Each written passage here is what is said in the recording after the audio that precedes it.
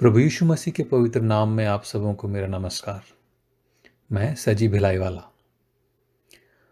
फ़लस्तीन देश में एक झील है, गलील, और इसी नाम का एक शहर भी है। गलील शहर के ठीक उस पार गलील की झील पर एक और शहर था, गिरसेनियों का देश। यीशु मसीह ने अपना ज़्यादा समय गलील में ही बिताया। एक दिन यीशु और चेले नाव में बैठकर उस पार गिरसेनियों के देश पहुंचे। वहां उन्हें मानसिक रूप से बीमार एक व्यक्ति मिला। प्रभु यीशु मसीह ने उसे चंगा किया।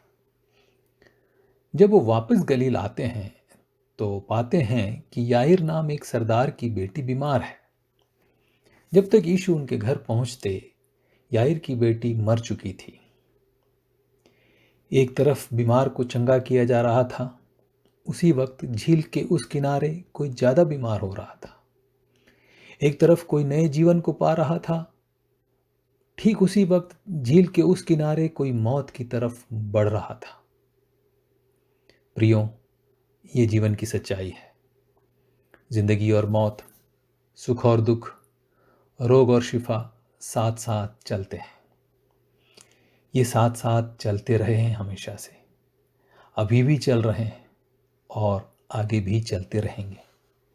हम चाहकर भी हमेशा सुखी नहीं रह सकते, हमेशा जिंदा नहीं रह सकते। एक न एक दिन हमारे पास दुख आएंगे, एक न एक दिन मौत भी आएगी।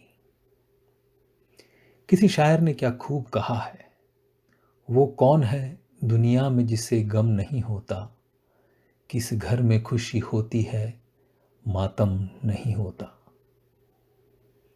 झील के इस पार भी जीवन और मृत्यु है, उस पार भी जीवन और मृत्यु है। झील के इस पार भी सुख दुख है, उस पार भी सुख दुख है। देहात में रहने वाला यह सोचता है कि शहर में नौकरी कर लें तो सुखी हो जाएंगे। शहर के लोग सोचते हैं देहात में बहुत सुख शांति है। भारत में रहने वाले लोग सोचते हैं अमेरिका में बहुत सुख है। जो अमेरिका आ गए वो सोचते हैं अपने देश में बहुत सुख है। लेकिन सच्चाई ये है कि सुख दुख जीवन में हमेशा साथ साथ चलते हैं, चाहे हम कहीं भी रहें। जिस घटना के बारे में हम बात कर रहे थे उसमें वापस आए। संत लूका की इंजील 8वें अध्याय में इस घटना का विवरण हम पढ़ते हैं। यीशु के पहुंचने में देर हो जाती है और याईर की बेटी की मृत्यु हो जाती है। याईर के घर पहुंचकर यीशु कहता है, ये तो सोई है, मुर्दा नहीं है। यीशु ने उसका हाथ पकड़ा, उसे उठाया, उसके प्राण लौट आते हैं। प्यारों, झील के उस पार चंगा करने वाला परमेश्वर इस किनारे पर मुर्दों को जिंदा कर सकता है। हम कहीं भी हो, हमेशा दुख में, हमेशा संकट में, हमेशा रोग में, हमेशा मौत में नहीं रहेंगे।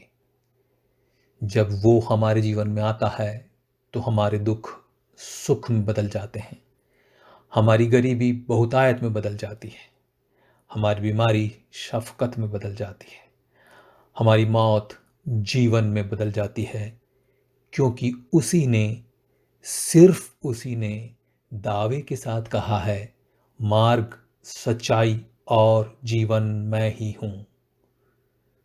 मैं दोहराना चाहता हूं, प्रभु यीशु मसीह ने कहा, मार्ग, सच्चाई और जीवन मैं ही हूं।